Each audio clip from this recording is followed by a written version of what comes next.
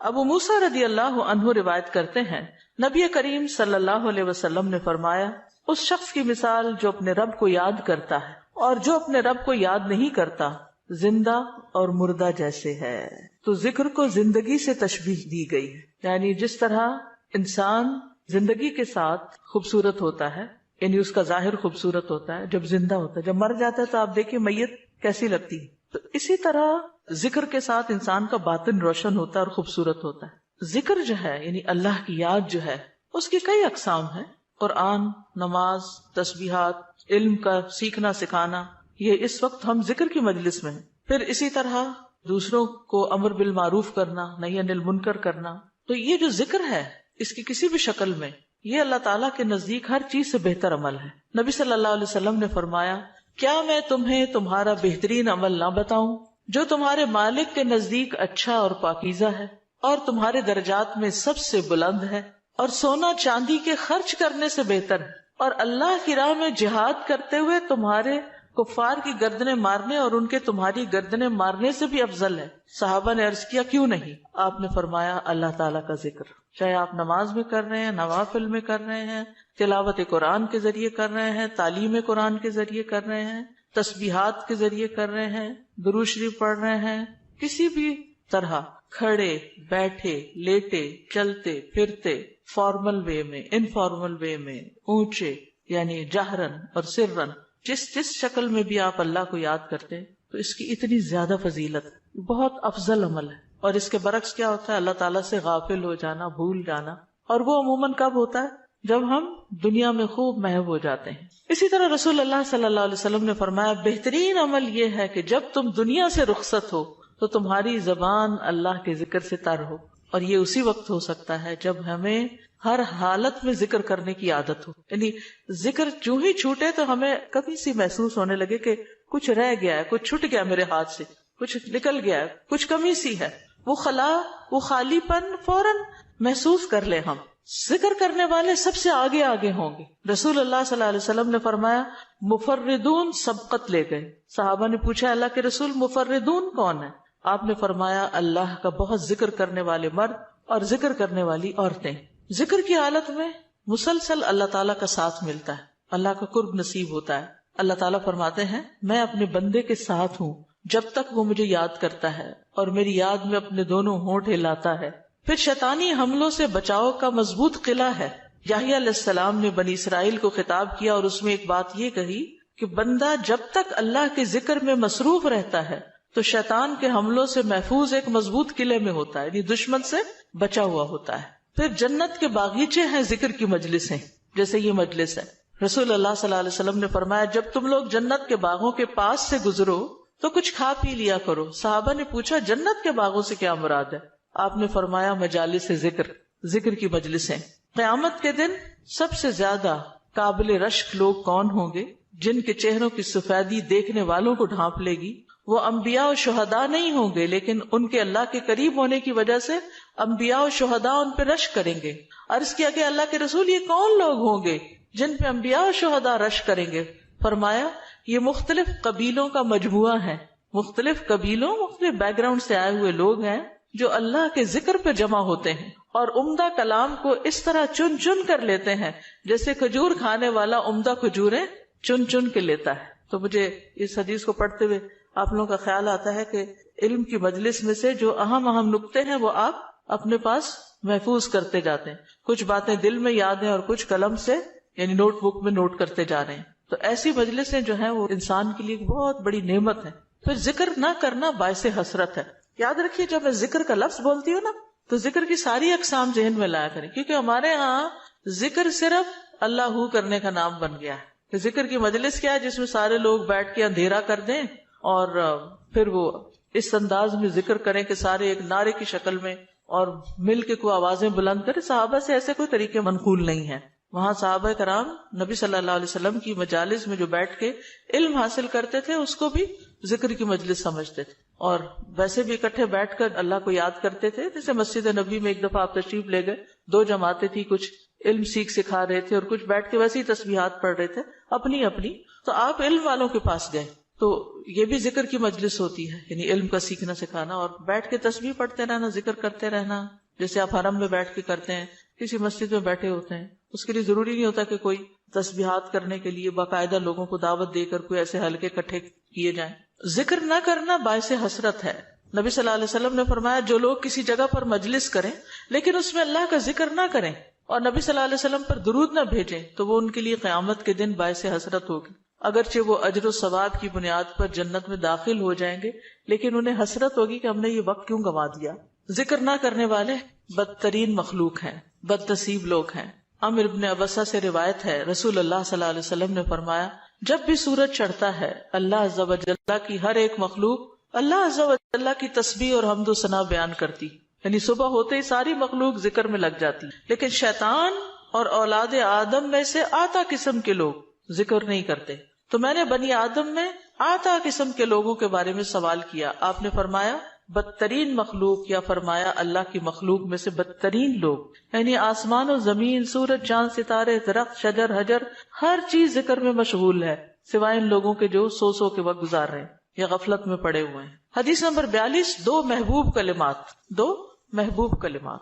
عن ابی ہریرہ رضی اللہ عنہ قال قال النبی صلی اللہ علیہ وسلم کلمتان حبیبتان الی الرحمن خفیفتان علی اللسان ثقیلتان فی المیزان سبحان اللہ وبحمدہ سبحان اللہ العظیم۔ کتاب التوحید۔ ابو ہریرہ رضی اللہ عنہ روایت کرتے ہیں نبی کریم صلی اللہ علیہ وسلم نے فرمایا دو کلمے رحمان کو بہت محبوب ہیں، زبان پر بہت ہلکے ہیں لیکن قیامت کے دن ترازو میں بہت بھاری ہوں گے۔ سبحان اللہ و بحمدہ سبحان اللہ العظیم۔ اللہ اپنی حمد کے ساتھ پاک ہے، اللہ پاک ہے جو بہت عظمت والا ہے۔ تو جیسے ہم جانتے ہیں کہ نفلی عبادت میں افضل عمل اللہ کا ذکر ہے، تو یہاں پر اس ذکر کی خاص شکل بتائی گئی کہ اللہ تعالیٰ کی حمد و ثنا اور پاکی بیان کرنا۔ سبحانہ کا مطلب کیا ہوتا ہے؟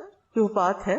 تو جس کلام میں، جس ذکر میں اللہ تعالیٰ کی پاکی بیان کی جائے، تسبیح بیان کی جائے اور حمد و ثنا بیان کی جائے، وہ اللہ تعالیٰ کا چنا ہوا کلام ہے۔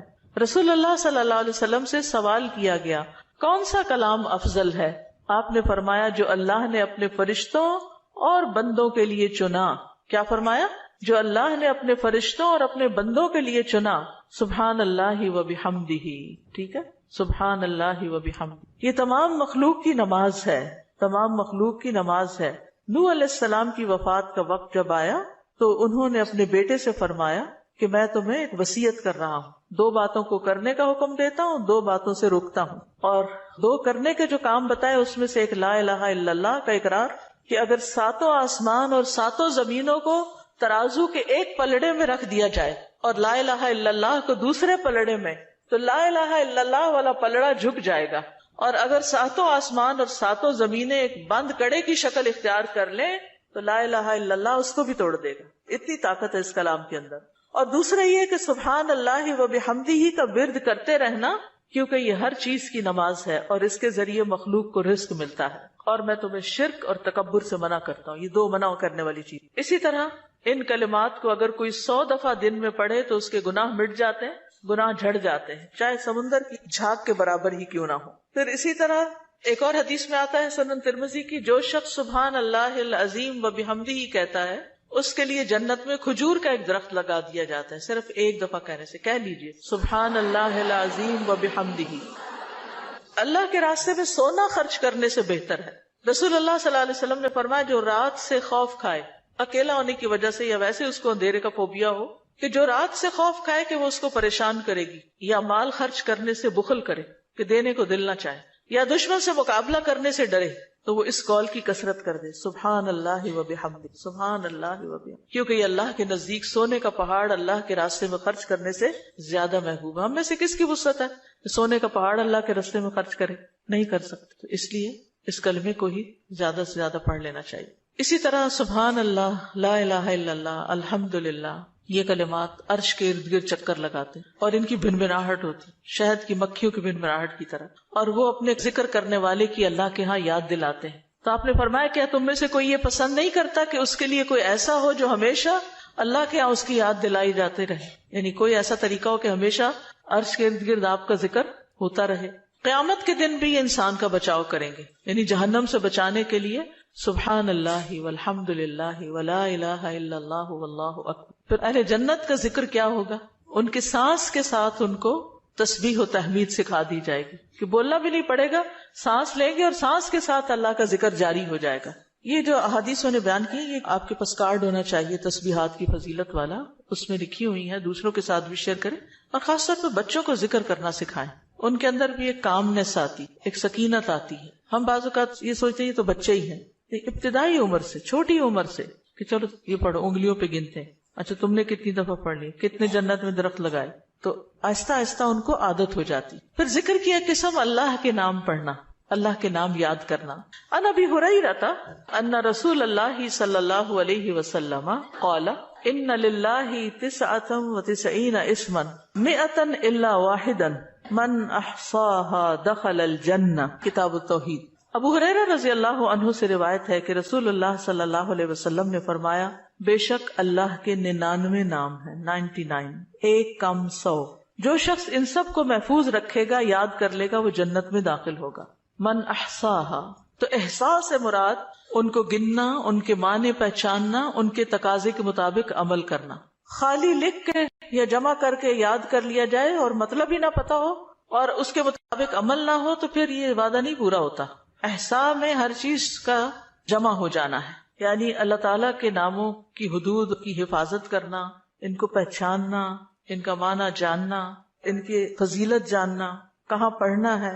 امام ابن قیم کہتے ہیں کہ اللہ کے اسماء کو گن کر محفوظ کرنے کے کچھ مراتب ہیں. بندہ جب ان ناموں کو یاد کر لیتا ہے تو وہ جنت میں داخل ہو جاتا ہے اور یہی اس کی سعادت اور نجات اور فلاح کا مرکز ہے.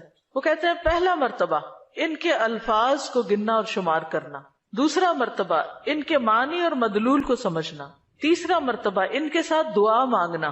قرآن میں آتا نا وَلِلَّهِ الْأَسْمَاءُ الْحُسْنَى فَادْعُوهُ بِهَا، اور اللہ ہی کے لیے ہیں اچھے اچھے نام، بس تم اس کو ان کے ساتھ پکارو، اللہ کے نام لے کے، جیسے یا حی یا قیوم، یا اللہ، یا رب، یا رحمان، یا رحیم، یا کریم، یا ذی الجلال والاکرام، اور باقی بھی اسی طرح. پھر ہے دعا مانگنے کے 2 مرتبے ہیں. نمبر 1 دعا العبادہ، یعنی اللہ کی تعریف ان ناموں کے ساتھ کرنا. ہمارا رب رحیم ہے، کریم ہے، تو یہ تعریف عبادت کی دعا ہوتی ہے، دعا العبادہ کہتے ہیں اس کو. اور دوسرا ہے دعا المسئلہ، طلب اور مانگنے کی دعا، کہ ان ناموں کے ساتھ پکار کے اللہ کو پھر سوال کرنا. اور اسماء حسنہ کے ساتھ یہ نہیں کہ اپنی طرف سے اللہ تعالیٰ کا کوئی نام بنا کے اور پھر اس سے دعا کرنا، یا موجود، یا ذات، یا شیء، اس طرح کی باتیں نہیں، بلکہ اللہ کے جو پراپر نام قرآن و سنت سے ثابت ہیں ان کے ساتھ دعا مانگنا. تو یاد رکھیے کہ اللہ کی پہچان یہ علم کا پہلا مرتبہ ہے. سب سے پہلے جس کو جاننا چاہیے، جس کے بارے میں ہمیں معلوم ہونا چاہیے کہ وہ کون ہے، وہ اللہ رب العزت. فَاعْلَمْ أَنَّهُ لَا إِلَهَ إِلَّا هُوَ، جان لو کہ اللہ کے سوا کوئی الہ نہیں. یہ علم ہر ایک پر فرض ہے کہ ہمارا خالق کون ہے، ہمارا مالک کون ہے، ہمارا رازق کون ہے، ہمارا معبود کون ہے، ہماری مشکل کشا کون ہے، ہمارا حاجت روا کون ہے، اور جو بھی اللہ تعالیٰ کے باقی نام ہے، پہچان. یہ علم تمام علوم سے افضل ہے، کیونکہ جب ایک انسان، کوئی بچہ، بوڑھا، جوان اللہ تعالیٰ کو جان لیتا ہے نا، تب ہی اس کی زندگی درست ہوتی، تب ہی اس کو واقعی ہدایت ملتی، تبھی وہ اللہ کے لیے سب کچھ کرتا ہے، تبھی اس کے اندر تقویٰ پیدا ہوتا ہے، تبھی وہ حلال حرام کی تمیز کرتا ہے، کیونکہ یہ سب کچھ کرنا اس کے لیے اللہ نے اپنی عبادت کے لیے پیدا کیا. اور اگر ہم اللہ ہی کو نہیں پہچانتے تو عبادت کس کی کر رہے ہیں؟ تو پہلا کام اللہ کی پہچان ہے، اللہ کی معرفت، خود بھی اور اپنی آل اولاد کو بھی اور اپنے آس پاس کے لوگوں. اور اللہ کی پہچان کے لیے اللہ کے ناموں کا علم حاصل کرنا ضروری. پھر اس سے ایمان میں بھی اضافہ ہوتا ہے. جتنا جتنا آپ اللہ کو زیادہ جانتے چلے جاتے ہیں اتنا اتنا آپ کا ایمان بڑھتا ہے. اسی لیے اس کو اشرف العلوم کہا گیا ہے کہ تمام علوم کا سردار ہے یہ. پھر اسی طرح اللہ تعالیٰ کے ناموں کو پڑھنے، یاد کرنے، جاننے، سمجھنے کے بارے میں کچھ اصول و قواعد ہیں. اس میں پہلی بات یہ کہ اللہ کے تمام نام توقیفی ہیں، اس میں عقل کی کوئی گنجائش نہیں، یعنی بذریعہ وحی معلوم ہوئے. ہم اپنے پسند سے اللہ کا کوئی نام نہیں رکھ سکتے. یعنی آپ یہ نہیں کہہ سکتے کہ مجھے اللہ سے بڑی محبت ہے تو میرا دل چاہتا ہے میں اللہ تعالیٰ کا یہ نام رکھ دوں، خود سے کیوں رکھ دوں. یہ نہیں کر سکتے آپ. ٹھیک ہے. کسی انسان کو، کسی بشر کو، کسی جن کو، کسی فرشتے کو یہ اختیار نہیں کہ وہ اپنی مرضی پسند سے اللہ کا کوئی نام رکھ دے اور اس سے اس کو پکارنا شروع کر دے، اور اس کی لاجک صرف یہ دے کہ یہ تو محبت کی بات ہے اور میں محبت سے یوں پکارتی ہوں اللہ کو. نہیں، اس کی اجازت نہیں. کیونکہ جتنا اللہ تعالیٰ خود اپنے آپ کو جانتا ہے ہم نہیں جانتے، اور جتنا اس نے چاہا ہمیں اپنے بارے میں علم دیا